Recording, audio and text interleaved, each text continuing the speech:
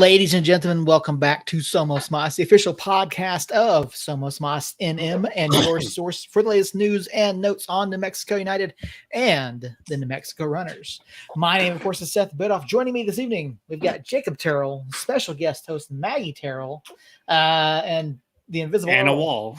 a wall. Blinds. Oh, we have Blue Bunny hosting the show, apparently. Come on. Step your ice cream game up, Earl. Jeez. I agree with that. I agree. Earl needs to step that up and give us a little bit better selection than what he's showing here. So this is actually banana split flavor. Who the hell cares? It's still just Blue Bunny. Shut your mouth. Yes, that is right. It is a Blue Bunny. At least get the Dr. Pepper Bluebell ice cream. Like that's cool. So. Any Bluebell ice cream for that matter. I agree. Any Bluebell ice cream. I might have some mint chip in my freezer right now, but guys, this is an instant react show. It's the first time we've had one in quite a while. In case you just missed it. What do you mean there was a game? Really? There was a game tonight. Oh, snap. Surprise, surprise. Tuesday night, there's a game. Leads up right into this where you can get all of the latest about New Mexico United. This is the first time, I think this is the first time this has ever actually happened like organically, where a match has ended just before us going live. So we've certainly had matches going on at the same time we've been on, but we're here. New Mexico United just minutes ago advanced to the quarterfinals of the 2024 Lamar Hunt U.S. Open Cup after a 3-0 win over NYCFC2. And obviously, we're going to jump into this one first off. We do have a lot to get to tonight. We've got this. We're going to, hi, Maggie. There we go. Hi. Yeah, that's right. Yeah, there we go. Perfect. She's contributed more to the show than Earl has so far. She has. She really has so far. Oh, by the way, before we get too far in this, I do want to say, because neither Earl nor I were on the show last week. I was traveling back from Georgia. So a special thank you to a friend of the show, Harry Austin, and wife of the show, Allie Terrell, for joining in, special guest hosting with Jacob and Harry last week. So huge thank you to Allie for being there. If you didn't check that out, please go back and watch the VOD. We're going to get the podcast up in the feeds, and please go check it out. Some really great comments by Allie last week and some really great conversation between Jacob and Harry, as always. Team Earl was quite disappointed in the chat last week. I will say that much. I was vacationing. I'm sorry. Yeah. Yeah. Vacationing. Well, we'll just leave it at that for Earl. But yeah, so go check it out if you haven't already. You guys are already lighting up the chats. So appreciate you guys all being here. Another one. Vamos Unidos. Charleston couldn't beat 12th place Atlanta United. You know what? Charleston put up one heck of a fight in that match. They really should have won that one. But to the match at hand. New Mexico United 3-0 over NYCFC2. Now, I will say this match did not start off well at all. It wasn't as bad as you made it out to be, and we didn't score against the run of play. It was fairly even the whole time. We should have been dominating and we weren't. I don't know if maybe we should have been dominating. Maybe we should have had a goal or two, but chances were slim. We were outshot in the first half, 8 shots to 3. We didn't have a single shot on target in the first half. And once again, I don't know what it is about the East Coast, but every time we've gone over there, we've started with this playing out of the back. And then when the opponent starts to press us, we don't do well. Look at how much time we spent with our backs, with our facing our own goal in that first half. But we got it figured out in the second, and we really turned things around. Now, we did benefit some from a red card to Owusu, who basically tried to karate chop down Marco Micheletto. But night and day difference between the way that first half played out and how we played in the second half. Yes, for sure. Sorry, I'm dealing with a baby. Earl apparently is just stuffing his face and playing Candy Crush on his phone during the pod. But yeah, it was actually. I'm gonna correct you there because yes, I am stuffing my face, but with ice cream and potato chips. What the fuck is going on? Thank you. I don't know about the whole ice cream and potato chips thing, but I agree with the comments in the chat. A lot of turnovers in the first half, sloppy start. And that's something we've talked about throughout the regular season. We're turning the ball over in the defensive half. Comment here, Earl is the pregnant one. That's I like the other one in the chat says Earl is doing everything but podcasting. Don't disagree with that either. So there are some topics we're going to touch on throughout this recap here. Some stuff from Discord, especially from you guys here in the chat as well. Michael, NYCFC2 is really good in that first. They played well. They took everything that we could, and they looked really well. They played on the front foot. They put some pressure on us, and you can honestly say that they had the better attempts, the better looks at goal. They looked more threatening than we did. I was still never scared, though. I don't know why. It very well could be because I'm here by myself with 3 kids, and so I was watching it, but also keeping an eye on the 3 kids. Mm-hmm. But I was never – they were getting a couple chances here and there, but it never felt – like they didn't feel like they were in control. They were feeling like they were getting some chances, but not – they were more getting chances off of some of our mistakes. Mm-hmm. And not because they were doing anything to really control the match and dictate if they were getting chances or not. And then the second half comes out and you just feel us kind of slow down, take a deep breath, and then do what we're supposed to do. That being said, the best chance of the game up until the Flanagan goal was moments before for NYCFC2 when can't remember who it was, but he put one just wide. Then I was a little nervous at that particular moment, but we had been doing okay. And then once we scored, it was even with the red card, I think we would have just continued to build off of that first goal and probably get at least one more. The red card was obviously helpful, but I don't think it was necessary for us to come out of there with a W. No, I don't think it was either. You could certainly feel the momentum shift after that first goal, and all credit to Avion Flanagan. Left-footed shot from that sort of an angle. I mean, absolutely impressive that he was able to put that one in the back of the net. And realistically, and really, you have to give credit to Romero, the goalkeeper for NYCFC as well. He had a pretty good match himself. He did. So credit to him. And you did see, as Josh says, there was almost a deflation. Now, they kept attacking even after they went down to 10, and they had some moments in the second half, but you had to feel watching this that we absolutely had the momentum after that first goal went in. Earl, you said some things early on in our chat as well. Where was it?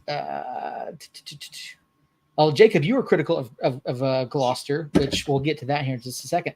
Was I really? Me? Were. Yeah. Critical of Gloucester? You're critical of Gloucester there. I never am. And Earl, it's kind of been the word of the week when it comes to particularly the East Coast turnovers. You brought this up in our group chat, and what do you think it is? I mean, it doesn't seem to be as bad when we're playing away from the East Coast. Maybe I'm missing something here, but is there something about these matches against these teams on the East Coast that we just don't seem to have it for some time, and we have to build into it despite coming into this heavily favorited, especially in this one? Yeah, I mean, I don't know what it is. I don't know if it's because of travel, but it's something. But we could not get going or keep the ball to save our life the first half. The second half, we came out very, very clean, and took control of the game. But for the entire first half, I mean, every pass that we did, it was a pass to NYCFC2's feet. It was not to us. Quickly, Earl, check your mic settings. You're very, very low.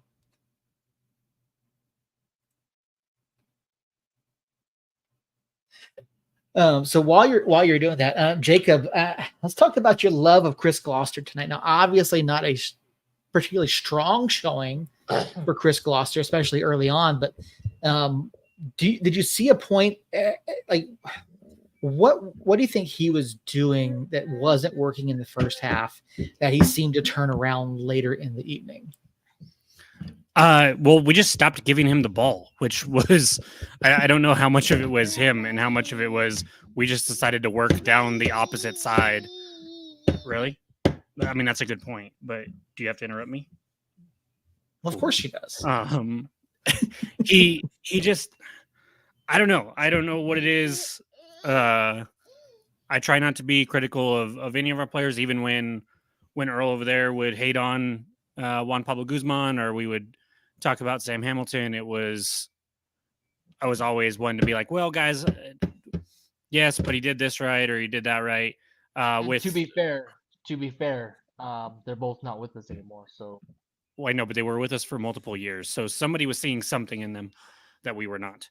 And the same so far has been with Gloucester. I don't think it's a coincidence that our league play run has coincided with him not getting nearly as much playing time the last few matches, and so he just he turns the ball over. He makes just boneheaded mistakes, in my opinion.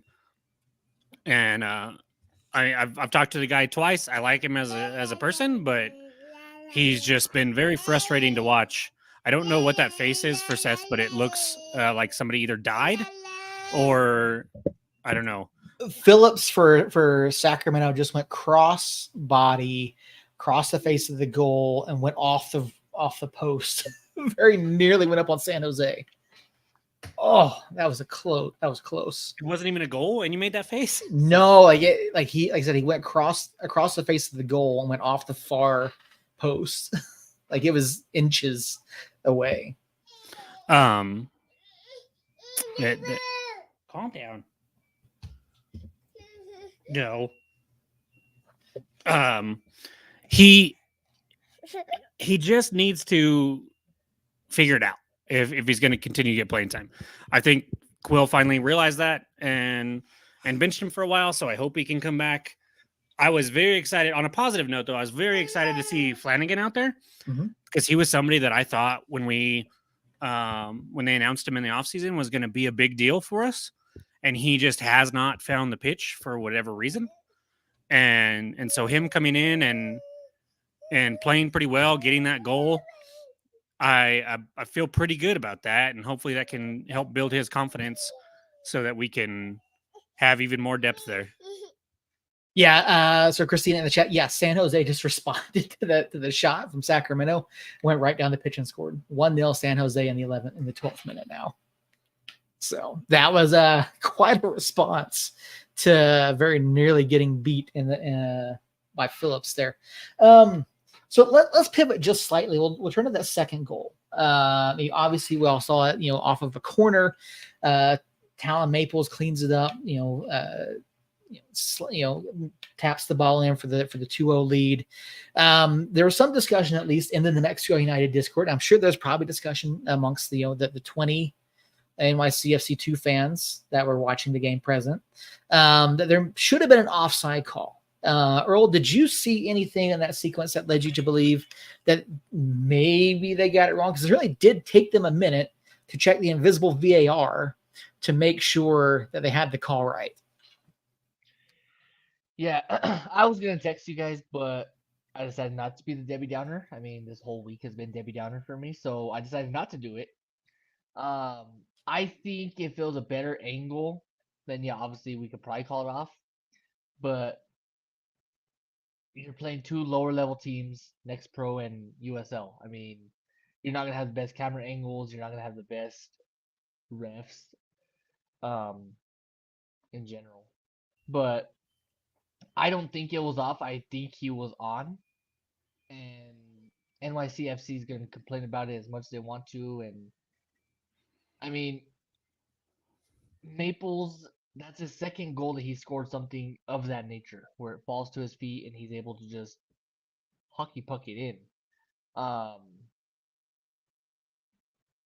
So I mean, it was a good goal for him. It gave us a good cushion to be able to then sit back and kind of spread the ball around a little bit and wear out NYFC FC2.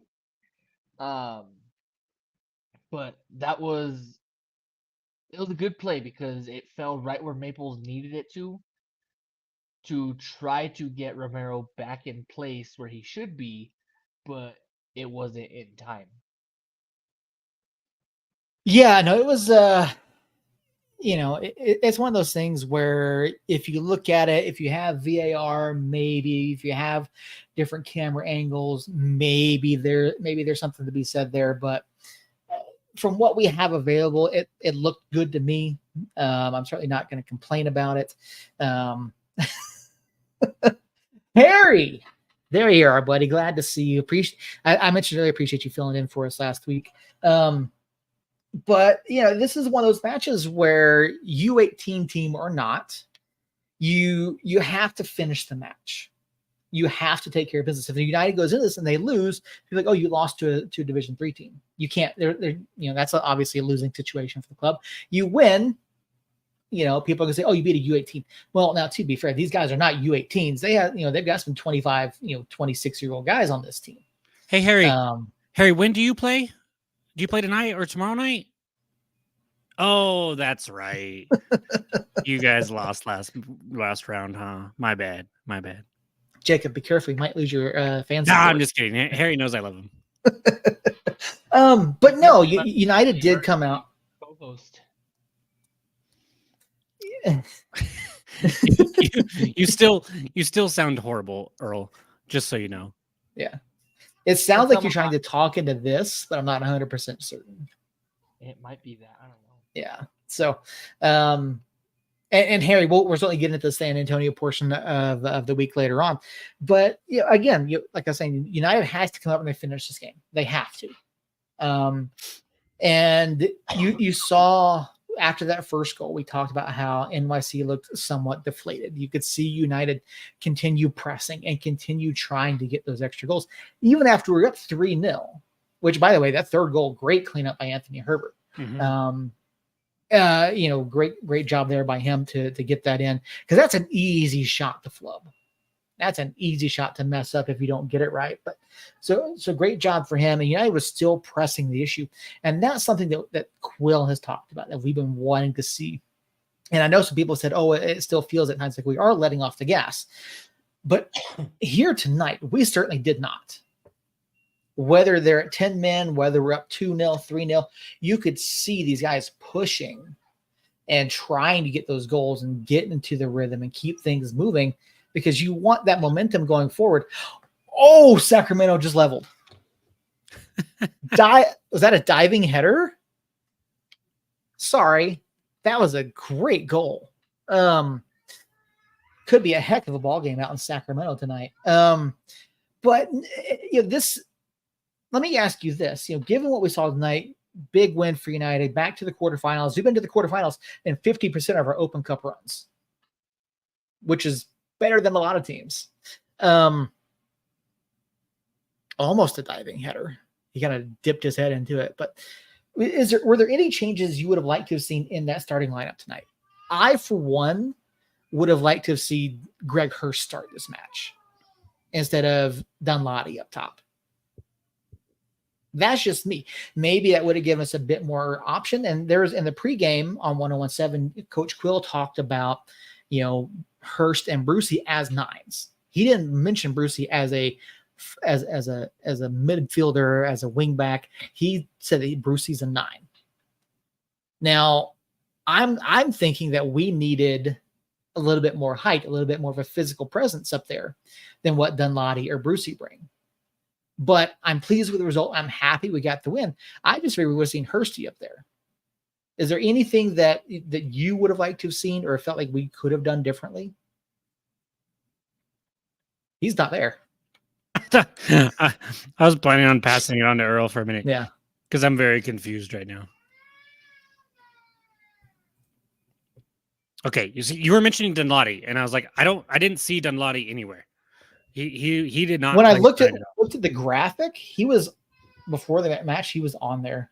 No, he did not play at all. It was just Brucey up as a 9. No, so when you look at, so I was looking at Font Mob and pre-match, it did not have Brucey. It had Brucey back where Husso was, and it had Dunladi up top.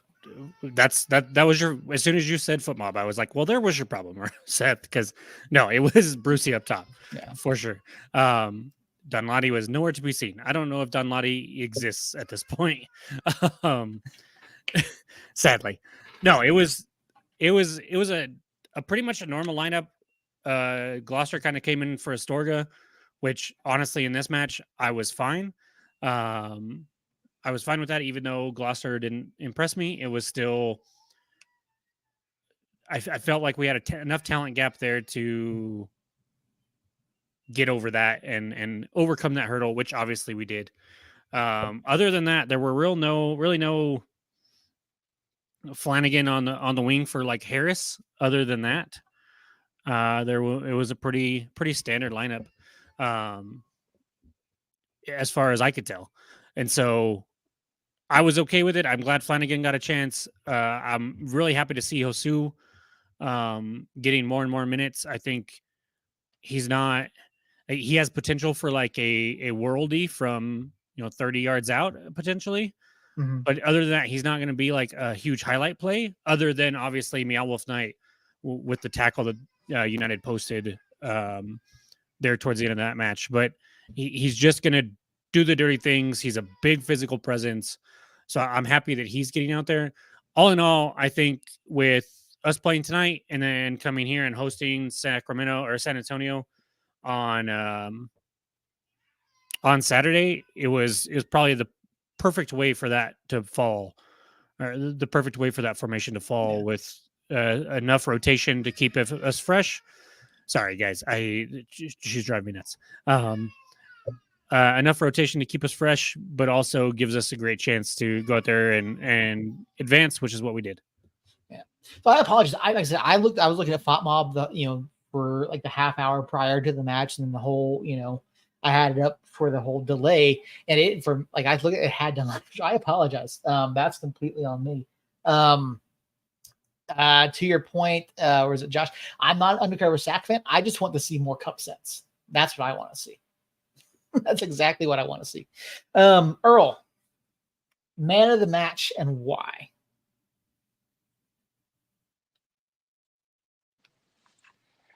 I think my man of the match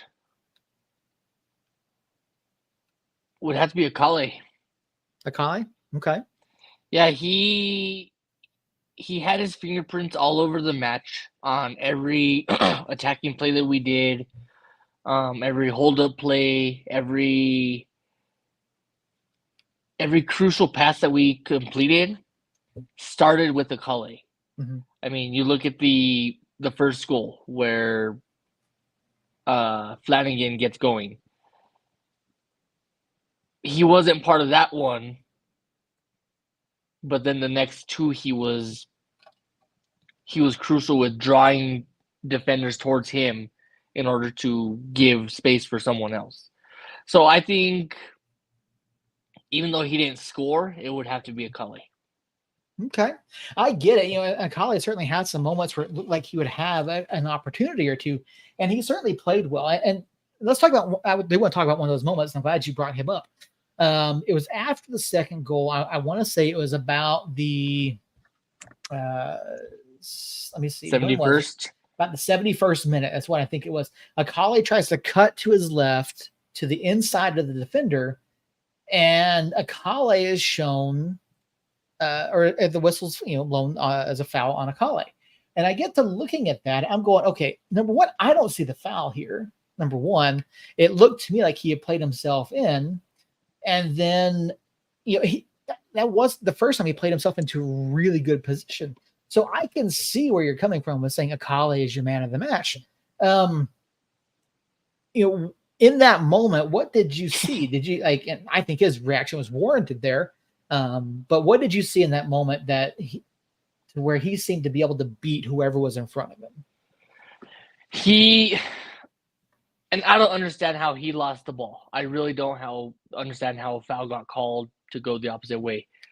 But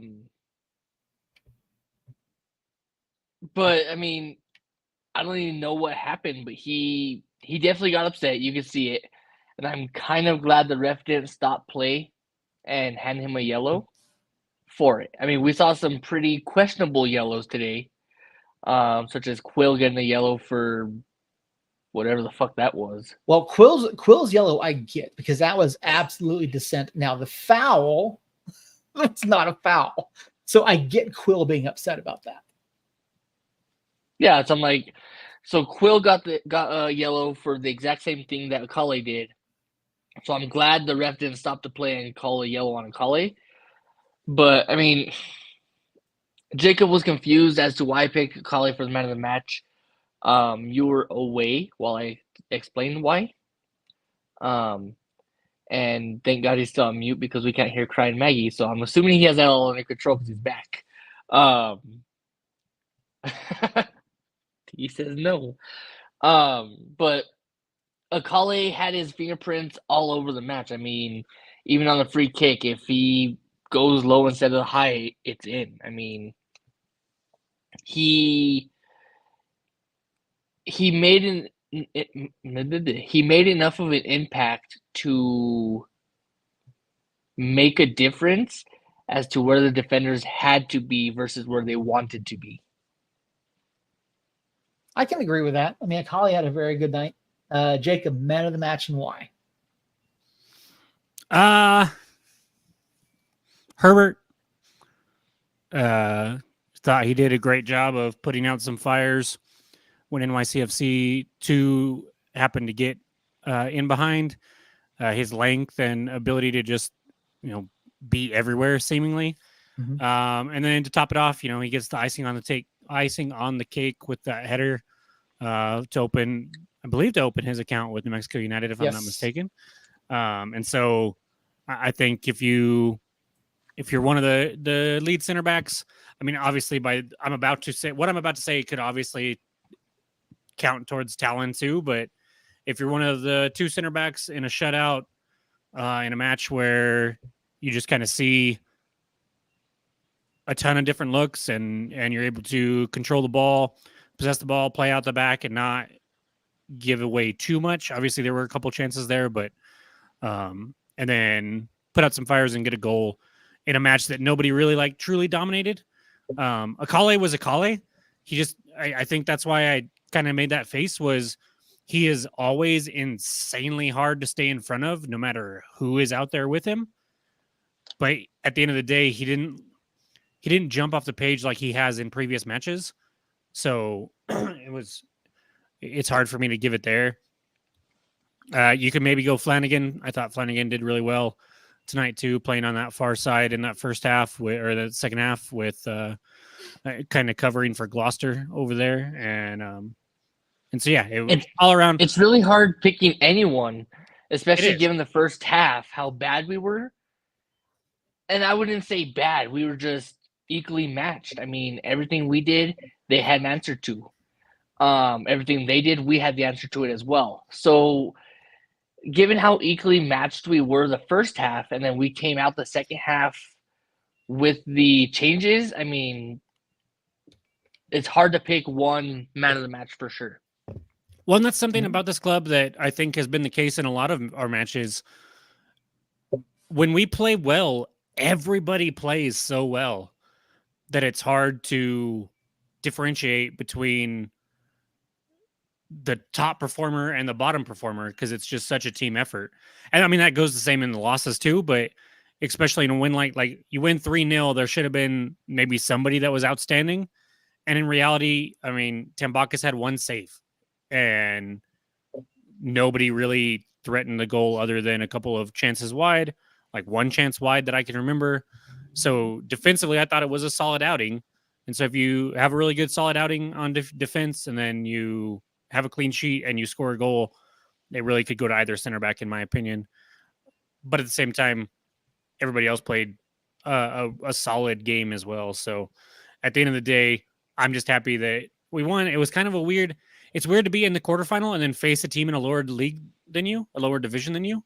Because last round had all the excitement of RSL coming to the lab. Oh my gosh, it's such a big deal. And then here it's like, oh, we got to go to New York to play, as Harry called it, a U18 team. And I just was never super about it like I should be this late in the tournament. And so I can't wait to see who we play Thursday, or can't wait for Thursday to see who we play in the quarterfinal. And You won't have to wait until Thursday. The draw's tomorrow. It's tomorrow night. Yeah. My days are all mixed up. So yeah, tomorrow night. Can't wait till tomorrow night to see who we end up playing. And I'm hoping it's at home. Yeah. So great point there, Earl, and great point there, Jacob, talking about the draw. Question over in the Discord. How do we know? Or the question was, let me pull it up just so I make sure I have it correct here. Who the shit uses Discord? Earl, I give a shit about the Discord. Seth runs Discord. I don't run it. However, no, literally, Seth runs all of Discord. He is all about the Discord. If that's the case, I would not be living in Albuquerque. It's because he's AI. So the question is, we find out tomorrow, although wonder if we can host. Yeah, how exactly is that determined? Well, so the way that the next 2 rounds will be determined is by another draw. It's going to happen at 10 p.m. Eastern time tomorrow night.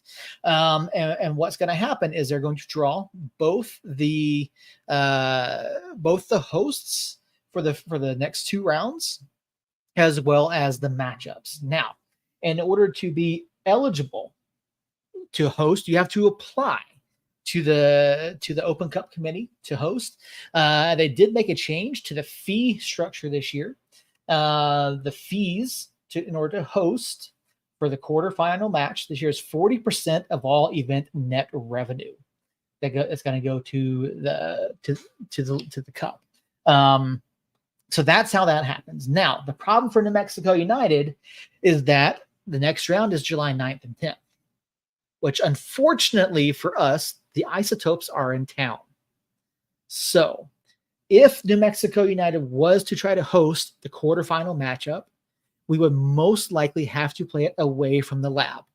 Now, I don't know how that's going to sit with the Open Cup committee, but that being said, there is a chance that we could still host.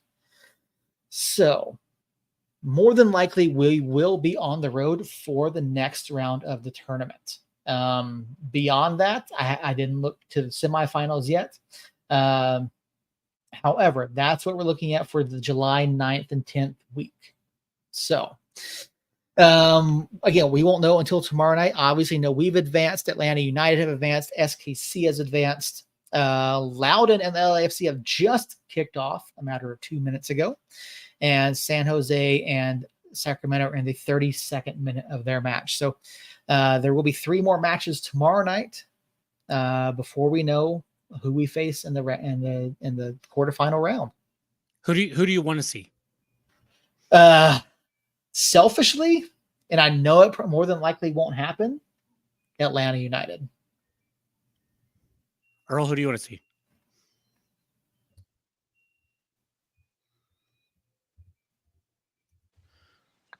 Probably SKC.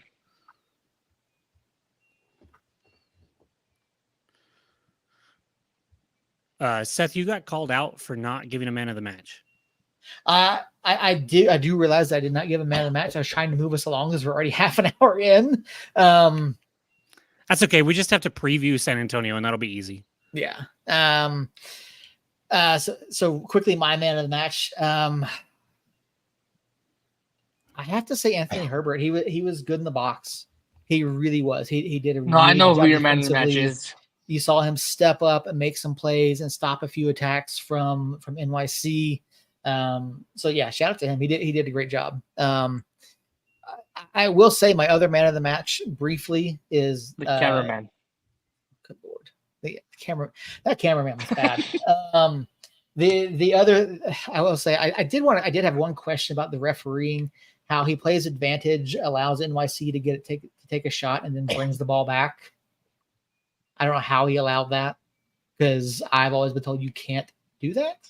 So I don't know. I don't know. I've heard a lot of talk about the referee, and it confuses me because I didn't think he was that bad. So he wasn't terrible. He did fine. There were a couple questionable things, but that's the case in Premier League and Bundesliga and MLS and the World Cup and just about everywhere. There's always some questionable stuff. I thought he did a pretty good job of handling this match. He gives the red card when it was supposed to be given. They were able to team up and get that right. I thought that was very good refereeing right there. I know which play you're talking about with the advantage on the shot. I don't know. I was a little confused about that too, but I think he did just fine. Josh over in the chat said LAFC and ABQ. I would cry just a little bit if that was the case. Obviously, I would be wearing black and yellow, but I don't want my teams to face each other ever. So it'd be nice. I think LFC would be pretty cool for all that I just said. I think LAFC or Seattle would be the two that I would really like to play, but I think it depends on how they do it geographically, because sometimes they've been doing it. Sometimes they do it normally, and sometimes they don't. So if it's a true draw, which it has been accused of being fixed in the past, then we should have probably a chance of Phoenix, the winner of Sacramento, San Jose, and LAFC and Sporting KC would be the group that some combination of teams in a group for us would be my guess. Yeah, so the draw, it is going to redraw into basically groups of 4. So yeah, we'll find out tomorrow night who the next opponent is. So will we know, is it going to be like a 4-team group that turns into a bracket like this last 4-team group? Yes, it'll still be a bracket. So you're going to basically the so idea we'll know our path from here on out. Pretty much, yeah. It'll be the idea is to break it down east and west, depending upon who advances. Seems there's going to be a lot more west teams than east teams to me, but more than likely. So obviously, you're going to have Atlanta on the east. You have Atlanta and Indy or Detroit. Yeah, and then you're going to have SKC. I don't know which side SKC will end up. Probably east, and then you'll have Sacramento, San Jose on the west, Loudoun on the east if they win. LAFC on the west if they would. So there are still some moving parts to this. Yeah. So, but the idea is east-west, and then the winner of those 2 brackets will face off in the final, in the cup final. So we will have to wait to see. Yeah, Seattle and Phoenix tomorrow will be really interesting. What are the other matches tomorrow? Sorry.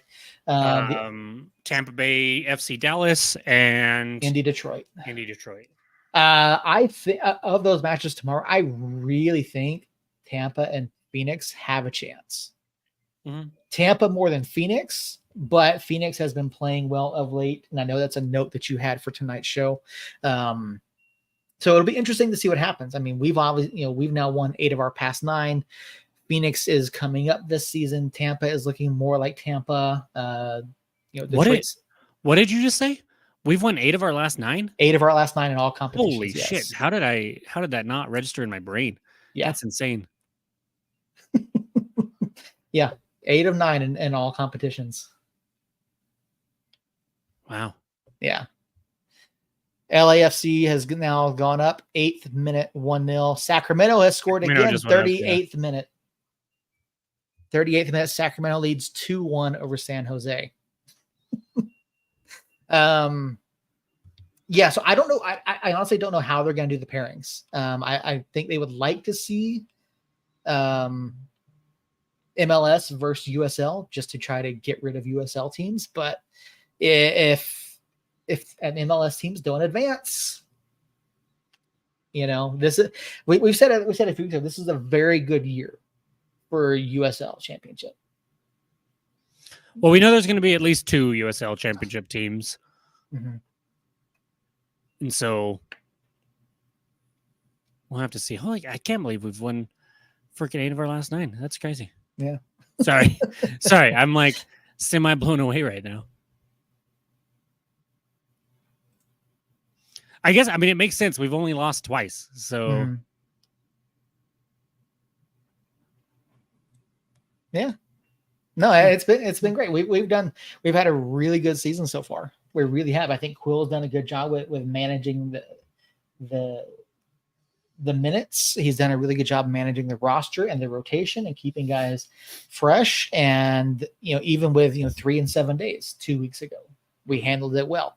We had the 11 days, 10, 11 days in between matches. Guys are coming in again. That first half somewhat sloppy, but we turned it on. We got better. Now we've got San Antonio coming in at the weekend. And I don't know if you guys want to go and jump into this, because I know, Jacob, you had some other notes you wanted to hit about league news. So it's up to you. Where do we want to go? So I put the league news in there as filler in case the match was a dud. But no, we can move right into San Antonio for now, and see where we are afterwards. Because obviously we had a bye week in the league play. I like when we have a bye week and there's still league play going on, because it gives me a chance to kind of dabble, watch some teams that maybe I wouldn't normally watch, and kind of catch up on what's going on around the league. I think before we jump into the SAFC, the only real big news of note is the Wilmer Cabrera hire by El Paso. El Paso loses at the death yet again, which is just awesome. And then promptly fires their coach, and then a day later announces the hiring of former RGV Toros headman, as well as other jobs that he's had in the past. But Wilmer Cabrera comes in. Does this move the needle for either of you? Do you think it's going to improve them? Are we just kind of like, meh?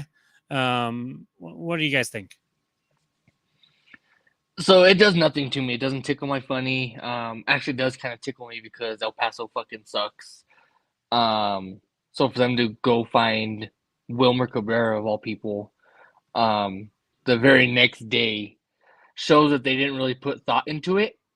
I mean, at least give El Paso the United treatment where. Oh, see, I think it meant just the opposite. I think this was in the works for a couple weeks. They just didn't let Claerhaut go until they were ready to bring in Wilmer. And it was very easy to be like, oh, we just lost in the 94th minute to, I don't even remember who it was to, but it was a team that they probably shouldn't have lost to. And they were just like, well, this is perfect. Let's bam, done. He was right there, ready to go. That's how I took it. It's interesting. You very well could be right that they made the decision in haste and then just kind of looked. It feels like they Googled former USL Championship coaches, and Wilmer Cabrera is like the biggest name there, and they were just like, that guy. Because like Earl, he doesn't move the needle for me whatsoever. He coached an RGV team that was always tough and like fought its way into like 7th, 8th place in the playoffs, but was never the highest he ever finished at RGV was 5th place. Yeah, and so doesn't do a whole hell of a lot for me. Obviously, there's talk about, RGV. He worked wonders there with the budget that they had, and this and the other, and El Paso is willing to spend more, and this and the other. That's fine. He just, one, I don't think El Paso has the players that they think they have, and two, while it's a big name hire, it just doesn't. I don't know if the results match the name. But I don't even know how big of a name hire that is. I mean, yeah, it's Wilmer Cabrera, so he's known throughout the league. But I mean, when you look at it, he's not. And this is going to be a very controversial take. He's not Rick Shantz, who's won. Well, I don't think that's controversial, Earl. I mean, he's clearly not Rick Shantz. He's not, Rick James either, or he's not Rick Astley. He's none of the Ricks. What the? He's not Bubba and Rick. So it's. But my point is, El Paso made this big thing about bringing in Wilmer Cabrera, but there's so many better names that are out there that they could have went with. I mean, that have proven themselves. let's say objectively, is Rick Chance a better coach? Potentially. Yes, he's won the championship, but has he taken a team that's in the state that El Paso is and built them up to what they are, to what, Phoenix had become?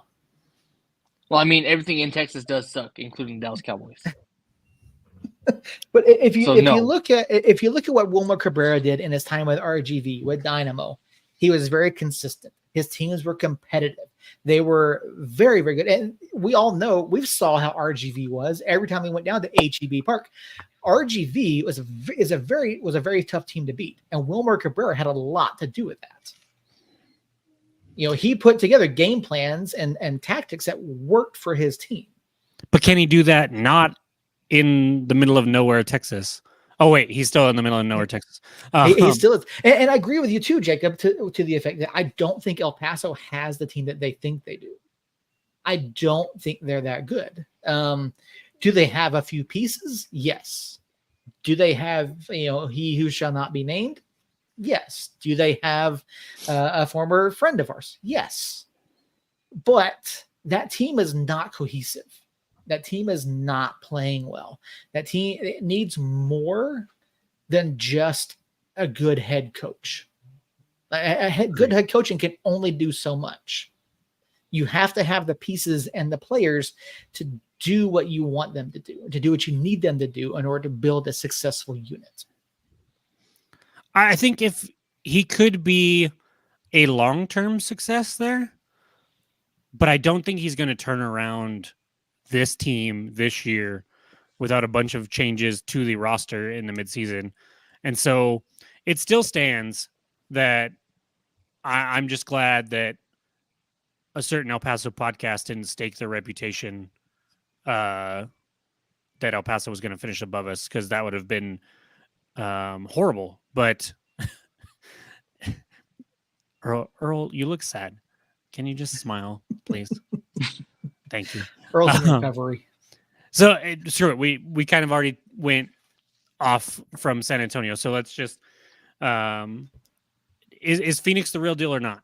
They've now climbed their way to third place, tied for third place in the Western Conference, coming off of multiple wins in a row. Are we worried about them, or has the schedule been soft? Because I think it could be a bit of both. I think it's a little bit of both. I mean, you look at the teams that the West has to face. Charleston, Tampa Bay, Louisville, who are putting up 3, 4s, and 5s on every team they play. Tampa Bay just joined the 5 club this past week, putting 5 up on whoever the hell it was. On Tulsa, I think it was.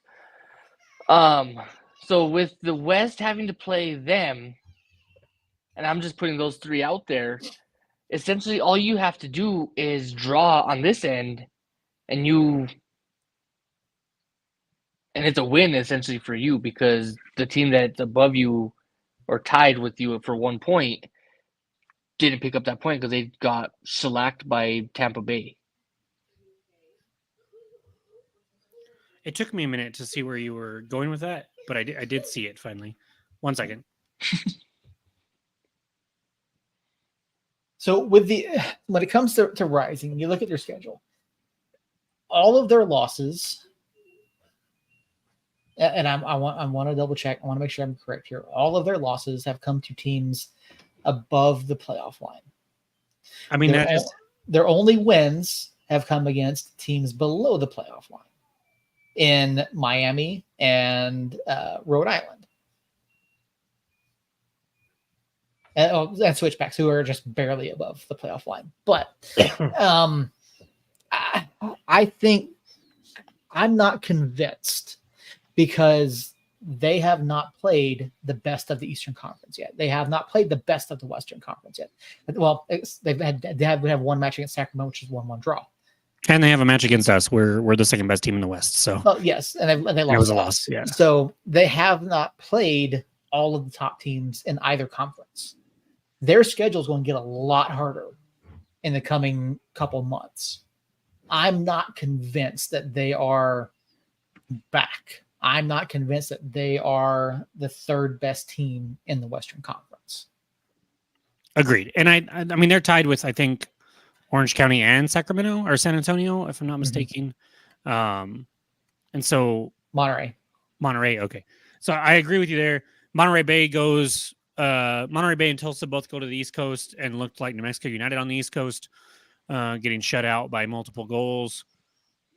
Oakland with a minor upset of Orange County to keep them kind of even farther away than arm's length from us in second place.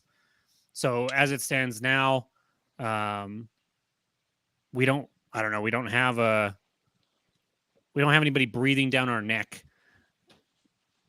as of right now. Orange County, Monterey Bay, and Phoenix are all 4 points behind us.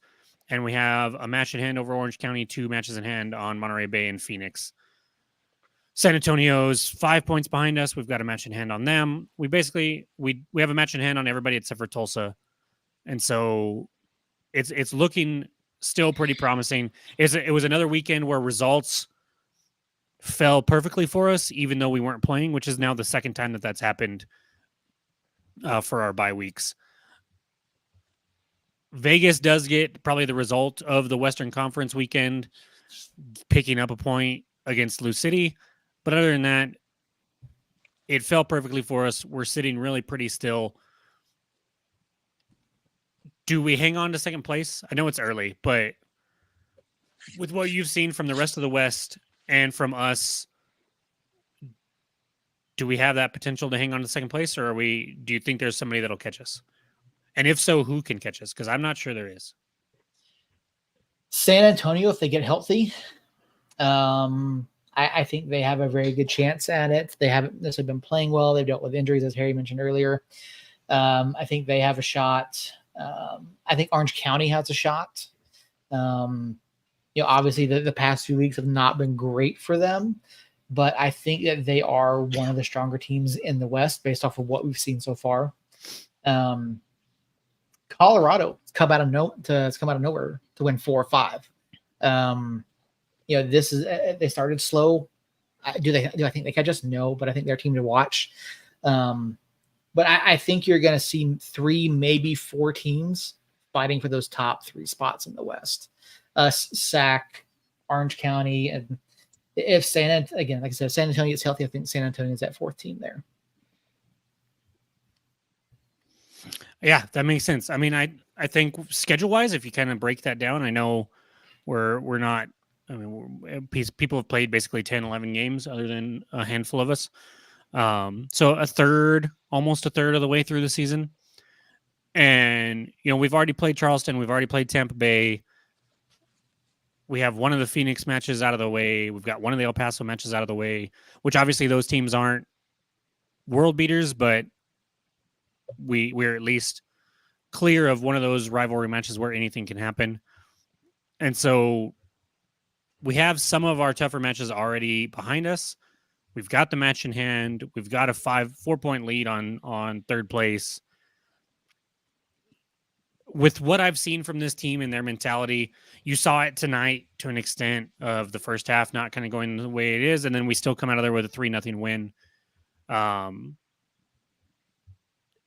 Even an Open Cup run as deep as we are hasn't stopped us. I don't see us falling back. It would take somebody making an insane run. And like you mentioned, Colorado Springs running 4 or 5. Are they going to be able to keep that up to get anywhere near us? I don't think so. San Antonio and Orange County are the 2 that you mentioned that could. But I think if we just keep playing how we've been playing, we'll be fine. Mm-hmm. and have a chance to catch Sacramento even. So because technically we are within striking distance of them. They only have a 1-point lead on us, and we have a match in hand. So it's been a fantastic start to the year. I think we can keep it up. But that leads us into an always tough matchup with SAFC and our boys over there in San Antonio, Harry and Robert.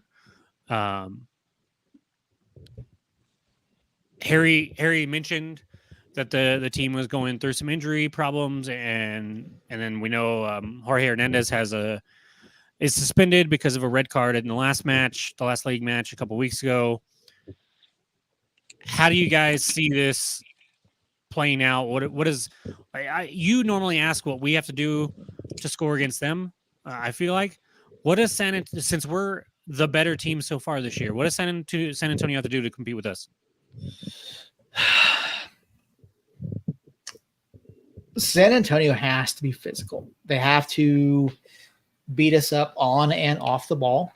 I think that's one area where we've always somewhat struggled. I think we're better this year, but that is one area I think that San Antonio can absolutely be better than us. We've never really had a ton of size at the back. Yes, we have Maples, we have Herbert now. We have Muhammad, who, if you listen to the pregame show tonight, Coach Quill said there are good things in store for Muhammad. So take that for what you will. Sounds like we may be signing Muhammad to a longer-term contract in 25 days. The dude has come in. The dude has come in and played every minute of every match since we signed him, essentially, and has looked freaking fantastic every step of the way. Yeah. So at this point, if we don't sign him, what are we even doing? It's very much like Nicky last year signing the 10-day and then 25-day, and then all of a sudden stepping right in. Yeah, Astorga is another option or another example of that. So he's just come in and been just a revelation. And in my opinion, from what I've seen so far of Quill, if we're putting out our A+ lineup, it's Astorga and Muhammad as the fullbacks, which blows my mind that we were able to pick up both of those players mid-season on a short-term contract, and now they're going to be the starting fullbacks in a must-win game for the team in second place in the West and a team going to the quarterfinals of the Open Cup. I'll give you another name real quick to that list is Zico Bailey. Another short-term contract. For sure. We picked him up in August of last year. Yeah. And Jacobo Reyes, and so it's insane to me the work that Itamar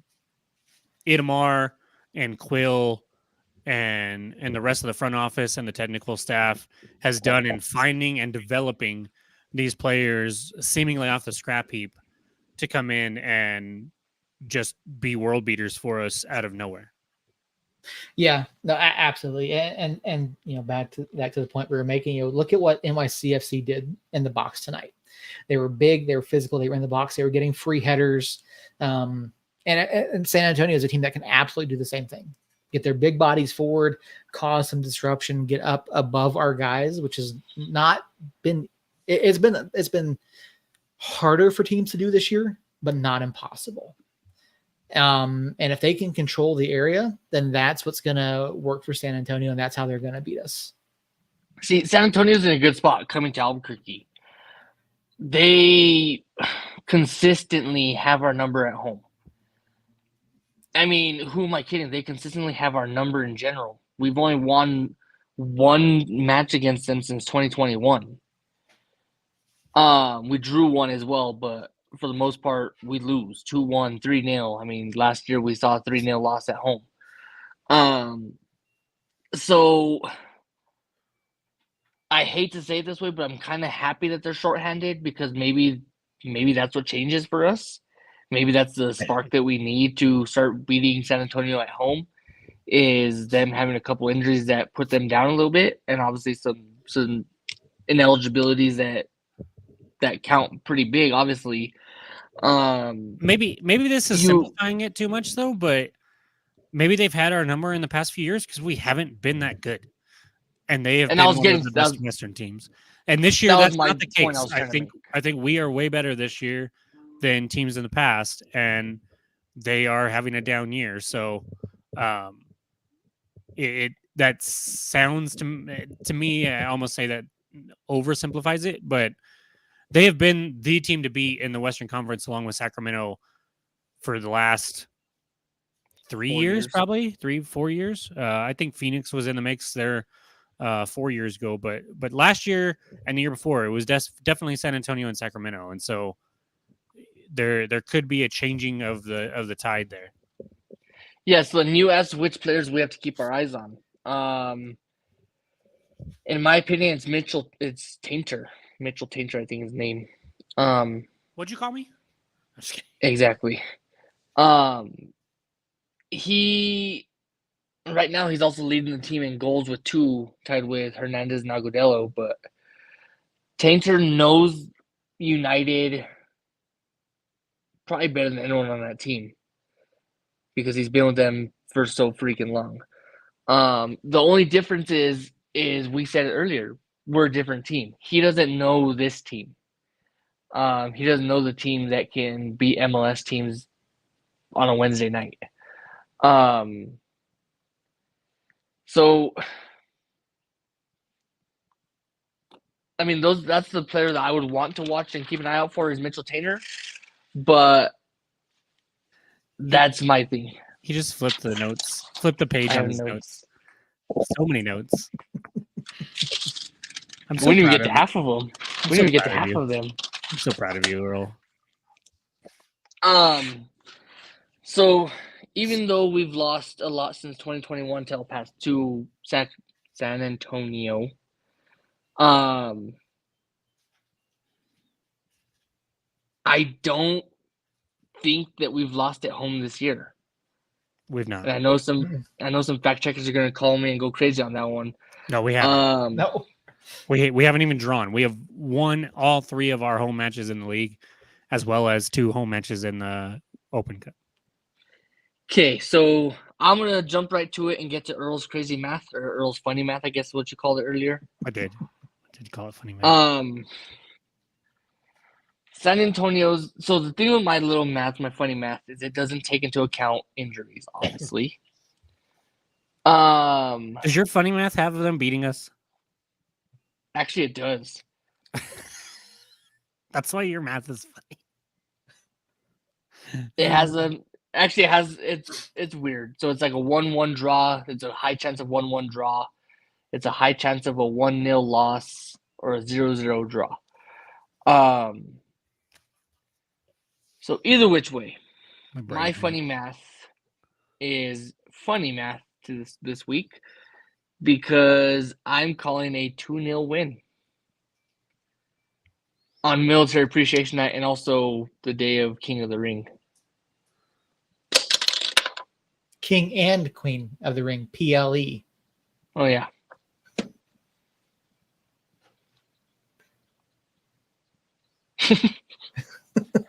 Which sorry. shameless plug, by the way. Okay. We will be kicking off our first episode this weekend. I feel like I've heard that 4 times, but okay. No, we'll be doing it this weekend. You're not going to be in Vegas for that? It's already scripted. Is it the King and Queen of the Ring or the show? Both? Yeah. So you mentioned Mitchell Tainter. They have a couple others that couple other names that New Mexico United should know pretty well, and not necessarily from playing for San Antonio, but Kevon Lambert from formerly of Phoenix is on loan with them from an MLS team that I cannot remember off the top of my head right now. And then our buddy Luis Selignac from formerly of El Paso, who is another despised figure in my eyes. They're both spending time over there at San Antonio. I'm not sure. I haven't kept up with their injury report. I wouldn't be surprised if Selignac is wounded right now, but they have the talent, Seth. Obviously, they have the talent to be a top team in this league and in the Western Conference. Is this the weekend that they turn it around, or do we hold serve? Kevon Lambert is on loan from RSL. Oh yeah.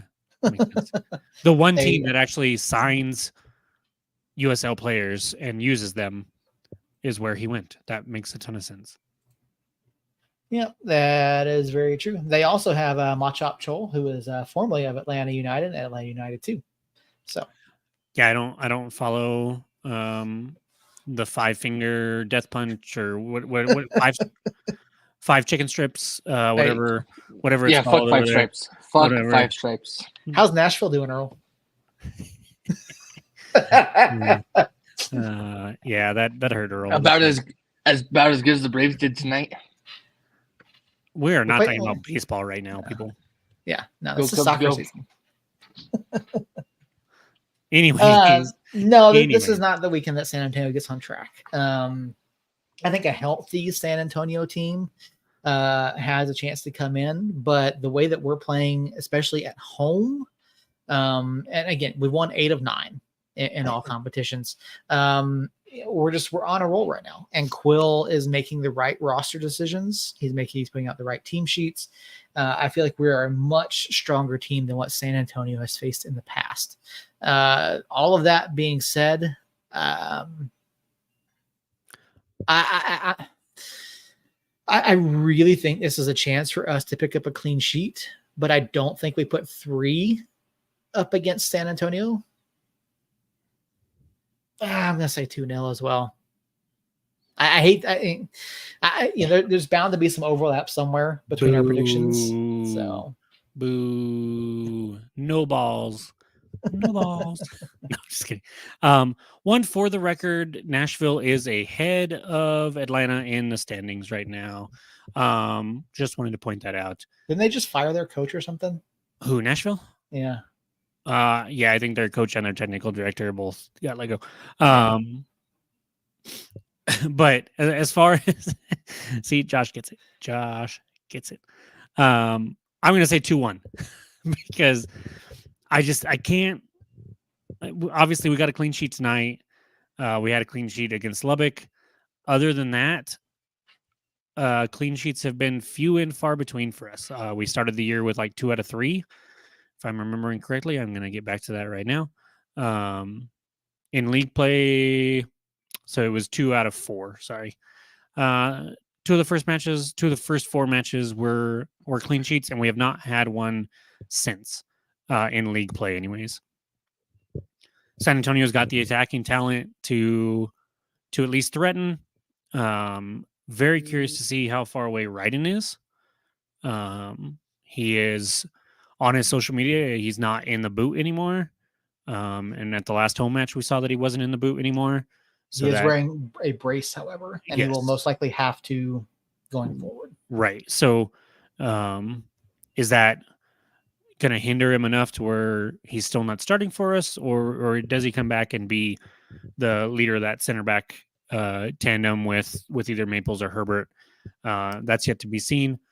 But I do think that either way, with the way we've been playing, I'm just not super confident about a clean sheet.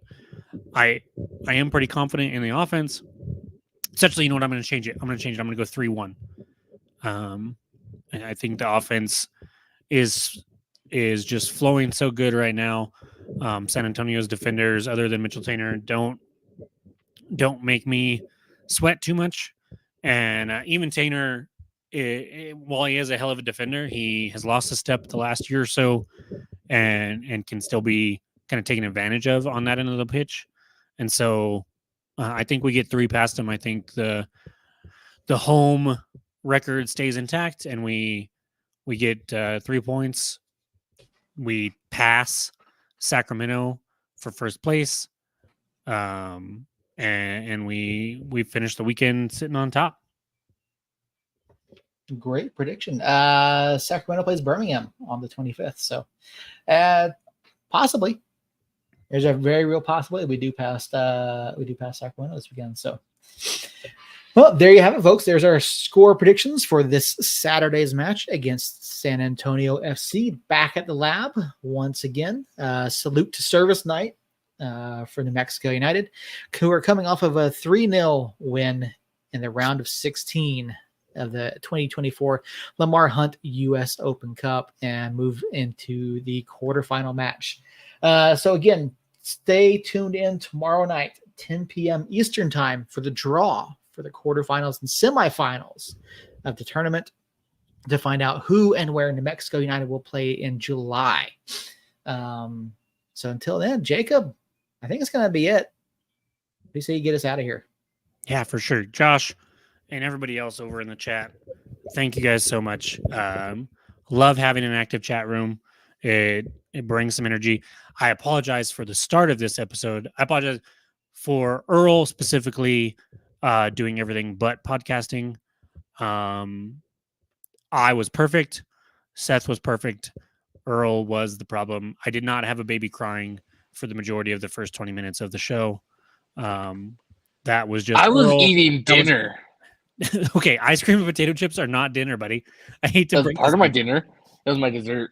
I think whoever said it in the chat is right. I think you're the pregnant one. That's what we're learning. Mm-hmm. It's 100% true. I mean, Marlena's gained no weight. She has no symptoms. And here I am with a pregnant belly and up 18 pounds since December. You missed Earl math, Josh. You missed it. Sorry. It was I don't even know what it was saying. But he predicted 2-0, so kudos to him. No. Beginning might have been a little rough, especially coming off the tail end, like right after the final whistle of the Open Cup match. It was a little hectic, but still want to thank you guys for coming on, supporting us. But Oh, damn it, Earl. in my defense, it wasn't as bad as the last time I was on in the first 5 minutes. No, I think I'd rather had that because that was hilarious. I'm not sure Seth remembers, but he will in a minute. Okay, he does. Good. No. This will be the first match that I cannot attend of the season. So I hope you guys all show up to the lab, scream your head off, have a good time, root New Mexico United on to 3 points against San Antonio FC. I think it's the first time in a couple years that our buddy Harry isn't going to make it out, which saddens me a little bit. But it's Memorial Day weekend, so it's kind of chaotic all the way around. That's why I'm not going to be able to be there. We're pretty busy here at the lake, so I will be able to watch the match from my phone while working. So that'll be fun. But Somos Unidos, guys, and we will be back next Tuesday to hopefully break down 3 points against Sacramento or 3 points against San Antonio. Seth made a face that distracted me again, and we'll also be able to talk about who we face in the Open Cup, who we face, or potential opponents for the next round of the Open Cup, I believe, and then potential opponent in the finals. So it's going to be a fun one for sure. We hope you guys tune in next week. Again, if you if you're listening and not watching, please rate and review on Spotify or Apple Podcasts or whatever you happen to listen to. And yeah, just be safe this holiday weekend. It can get a little crazy just about everywhere. Be safe. Go to the match. Support the team. And we'll be back next Tuesday. Somos